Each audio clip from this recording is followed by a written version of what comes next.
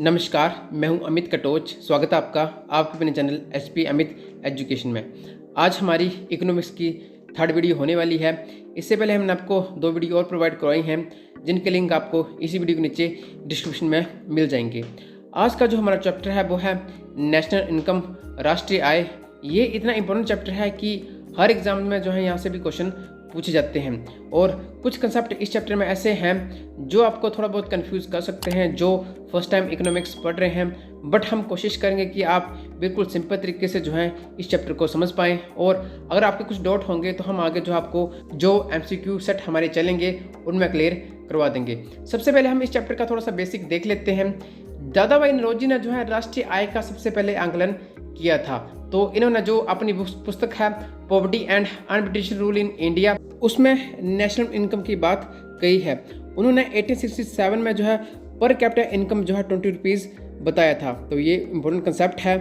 आगे इसकी जो वैज्ञानिक विधि है वो भी आती है, जो BKRB राव ने जो है 1931 में सर्वप्रथम जो वैज्ञानिक विधि थी, साइंटिफिक मेथड था, उससे थ्रू जो है राष्ट्रीय आय की गणना की थी। तथा हम बोल सकते हैं कि जो राष्ट्रीय लेखा प्रणाली का प्रतिपादन है वो भी जो राव हैं उनके द्वारा ही किया गया था। तो उन्हें जो है राष्ट्रीय लेखा प्रणाली का जनक भी कहा जाता है। तो ये दोनों जो कंसेप्ट हैं काफ़ी इंपॉर्टेंट है। आगे स्वतंत्रता के बाद जो राष्ट्रीय आय समिति का गठन है वो भी किया जाता है, जो कि 1949 में प्रोफेसर PC महालनोबिस की अध्यक्षता में बनाई जाती है। आगे इसी समिति की जो अनुशंसा है उसके अकॉर्डिंगली CSO का गठन होता है, केंद्रीय सांख्यिकी कार्यालय। हम हर साल 29 जून महालनोबिस के जन्मदिन के ऊपर जो है हर साल राष्ट्रीय सांख्यिकी दिवस जो है वो मनाते हैं। नेशनल स्टैटिस्टिकल डे हर साल हम जो है 29 जून को मनाते हैं। ये जो CSO बनाया जाता है ये 1955 में जो है कार्य करना भी आरंभ कर देता है। आज जो राष्ट्रीय आय निकलती है वो इसी के द्वारा ही निकलती है। हम जो राष्ट्रीय आय है उसको 3 मेथड से जो मेजर कर सकते हैं। एक उत्पाद विधि, जिसे हम प्रोडक्ट मेथड और वैल्यू एडेड मेथड भी बोलते हैं, और नेक्स्ट आय विधि, जिसे हम इंग्लिश में इनकम मेथड, और जो थर्ड है वो है व्यय विधि से, जिसे हम एक्सपेंडिचर मेथड बोलते हैं। ये जो तीनों मेथड हैं आपको इनके जो नाम है ये पता होना चाहिए, क्योंकि ये क्वेश्चन डायरेक्ट भी पूछा जाता है कि जो मेजरमेंट है नेशनल इनकम की वो किन मेथड से की जाती है। तो ये जो 3 मेथड है उसके आपको जो है सिर्फ इनके नाम पता होने चाहिए, और साथ में हम कहें तो बहुत से जो फॉर्मूले हैं इनको निकालने में लगते हैं। मैं आपको उनसे कंफ्यूज नहीं करूंगा। जो कंसेप्ट मैं आपको आगे बताऊंगा आपने सिर्फ वही जो फॉलो करने हैं, क्योंकि मैक्सिमम क्वेश्चन जो है वहीं से बनते हैं। जिसमें फर्स्ट है GDP मोस्ट इंपोर्टेंट कंसेप्ट, आपने नाम सुना ही होगा, जिसे हम ग्रॉस डोमेस्टिक प्रोडक्ट बोलते हैं। डोमेस्टिक का मतलब होता है कि अपनी घरेलू सीमा के अंतर्गत, और हम हिंदी में बात करें तो सकल घरेलू उत्पाद बोलते हैं। हम जो सकल घरेलू उत्पाद हैं उसमें किसी देश की घरेलू सीमा में एक वित्तीय वर्ष में उत्पादित अंतिम वस्तुओं एवं सेवाओं का मौद्रिक मूल्य लेते हैं। बोलने का मतलब है कि जो एक वित्तीय वर्ष में जो घरेलू सीमा के अंतर्गत उत्पादन होता है उसे हम ग्रॉस डोमेस्टिक प्रोडक्ट GDP में इंक्लूड करते हैं।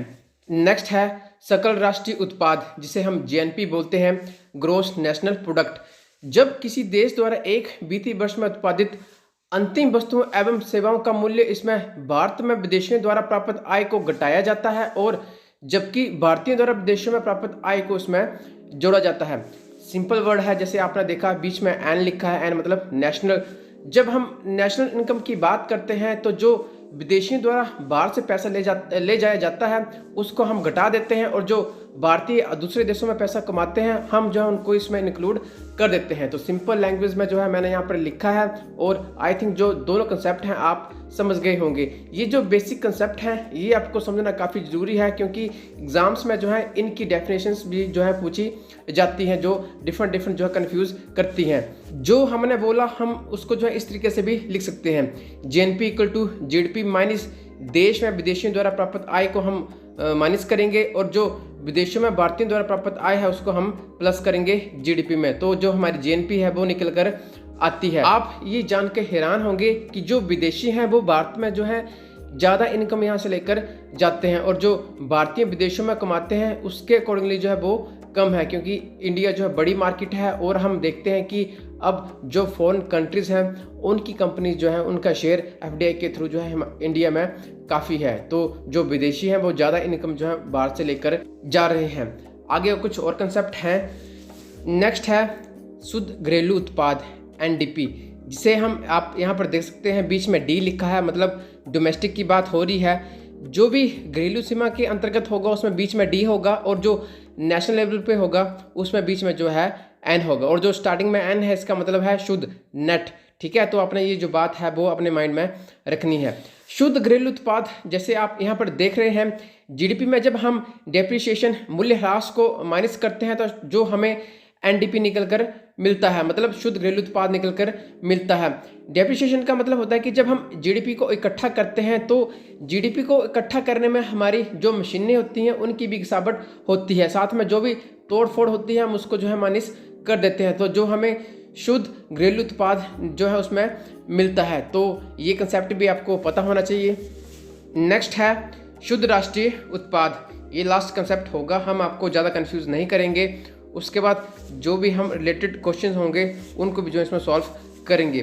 तो जो शुद्ध राष्ट्रीय उत्पाद है, जैसे आप यहाँ पर देख रहे हैं बीच में N है, मतलब नेशनल लेवल की बात हो रही है, तो जो नेशनल लेवल है उसमें जो है डेप्रिसिएशन इसमें माइनस होगा। तो किस तरीके से करेंगे, जो NNP है उसमें हम JNP माइनस डिप्रिसिएशन करते हैं, मतलब जो ग्रॉस नेशनल प्रोडक्ट है उसमें डिप्रिसिएशन माइनस करते हैं तो हमें जो है NNP मिलती है। और हम बात करें तो जो NNP है उसी से जो हमें राष्ट्रीय आय मिलती है। किस तरीके से, जब हम NNP को मार्केट प्राइस से बदलकर फैक्टर कॉस्ट पर निकालते हैं तो जो हमें नेशनल इनकम मिलती है।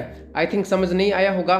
जो फैक्टर कॉस्ट है, साधारण लागत है, उसका मतलब होता है कि जो किसी वस्तु को बनाने में खर्चा आता है। और हम मार्केट प्राइस की बात करें, बाजार मूल्य की बात करें, तो जो किसी वस्तु की लागत में सरकार द्वारा अप्रत्यक्ष कर जब जोड़ा जाता है तो बाजार मूल्य बनता है। तो नेशनल इनकम कैसे निकलती है, जैसे national income equal to NNP minus indirect taxes, जो अप्रत्यक्ष कर हैं उनको हम माइनस करते हैं, और साथ में जो गवर्नमेंट सब्सिडी देती है किसी भी स्कीम के ऊपर उसको जो है हम इंक्लूड करते हैं। तो ये जो लास्ट लाइन हमने लिखी है ये जो आपको पता होनी चाहिए। और साथ में जो हमने आपको कहा NNP नेट नेशनल प्रोडक्ट, ये जो है नेशनल इनकम इससे निकलती है। तो ये जो है मेन कंसेप्ट आपको पता होने चाहिए।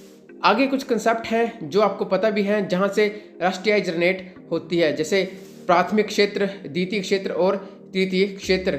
ये आपने पहले भी कंसेप्ट पढ़े हैं। जो फर्स्ट सेक्टर है जिसमें हम कृषि, पशुपालन, खनन आदि जो है वो कार्य करते हैं। जो द्वितीय क्षेत्र है उसमें निर्माण, विनिर्माण, विद्युत आदि के जो है कार्य होते हैं। और जो थर्ड सेक्टर है, जो तृतीय क्षेत्र है, वो सबसे महत्वपूर्ण है क्योंकि आजकल लगभग 50% से ज़्यादा जो है इनकम यहाँ से जनरेट होती है, जिसमें हम सेवा क्षेत्र, परिवहन, चिकित्सा, शिक्षा आदि जो है उसमें शामिल करते हैं। जब हम आज़ादी की बात करें तो जब देश आज़ाद हुआ था, जो फर्स्ट सेक्टर है, प्राथमिक क्षेत्र है, उसकी इनकम जो है सबसे ज़्यादा होती थी राष्ट्रीय आय में, लगभग 50% से ज़्यादा। बट अब की बात करें तो अप्रोक्सीमेटली 70% जो है वो फर्स्ट सेक्टर से आता है, और लगभग 29% सेकंड सेक्टर से, और लगभग 54% जो है अभी थर्ड सेक्टर से आ रहा है। तो ये यहाँ से जो है इनकम जनरेट होती है, जिसे हम राष्ट्रीय आय में शामिल करते हैं। नेक्स्ट है बेस ईयर, आधार वर्ष। अभी जो आधार वर्ष चला है वो 2017 और 18 का चला हुआ है।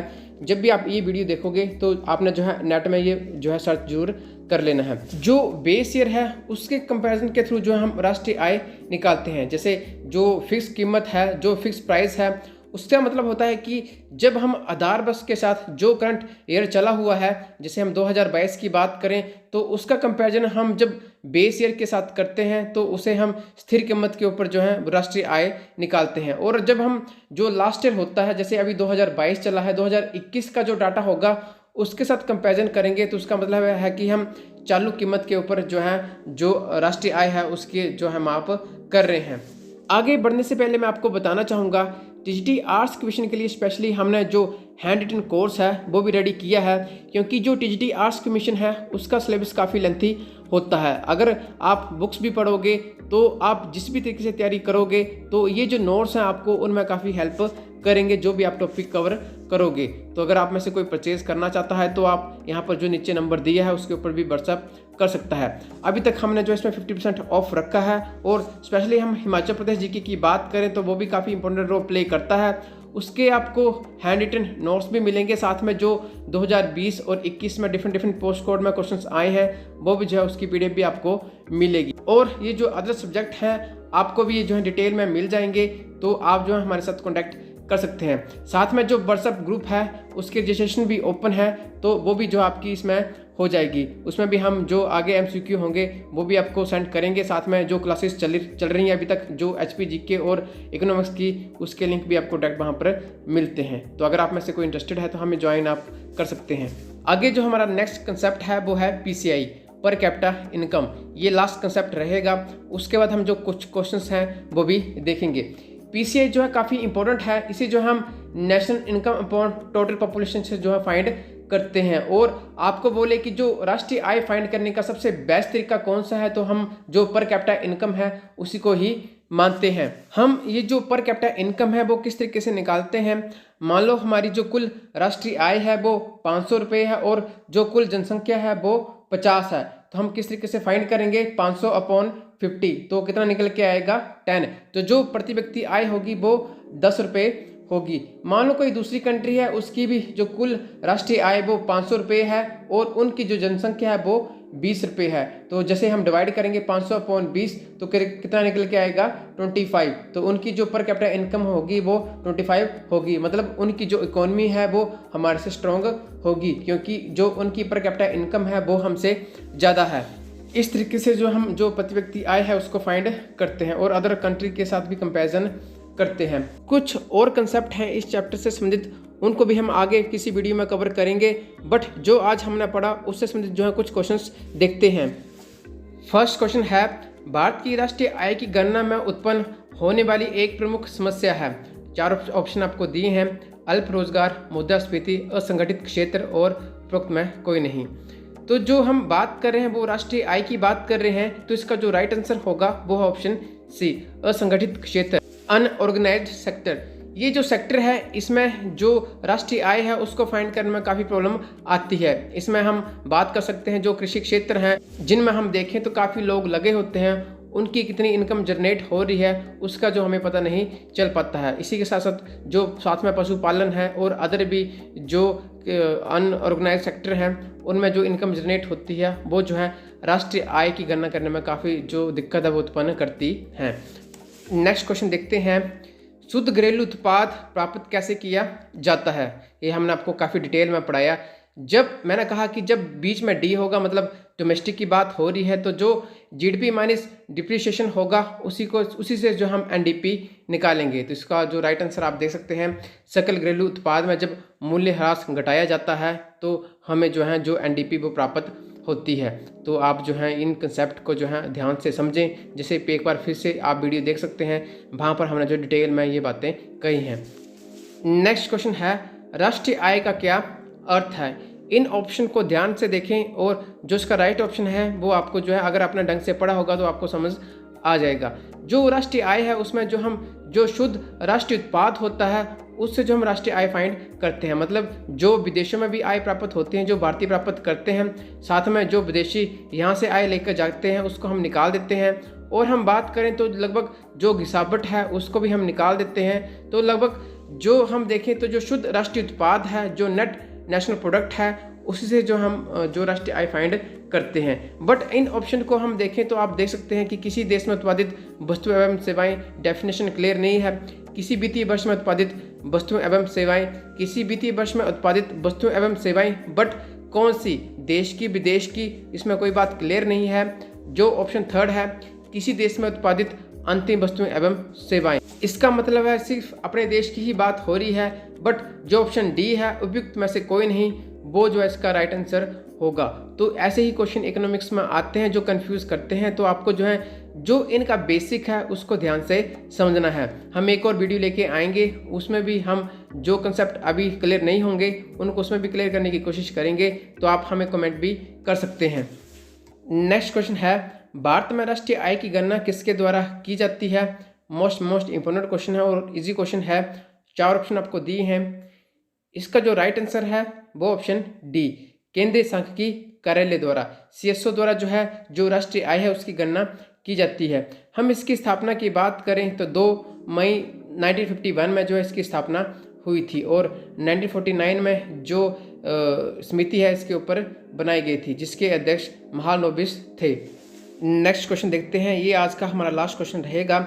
लेखांकन वर्ष के दौरान किसी देश के घरेलू क्षेत्र में उत्पादित सभी वस्तुओं एवं सेवाओं का मूल्य क्या कहलाता है? मोस्ट इम्पोर्टेंट और सिंपल क्वेश्चन है। इसका जो राइट आंसर है वो ऑप्शन बी, जीडीपी। तो ये आप सभी समझ गए होंगे कि जो घरेलू सीमा के अंतर्गत होता है उसे हम जीडीपी में शामिल करते हैं। तो आई होप आपको आज की जो वीडियो है वो पसंद आई होगी।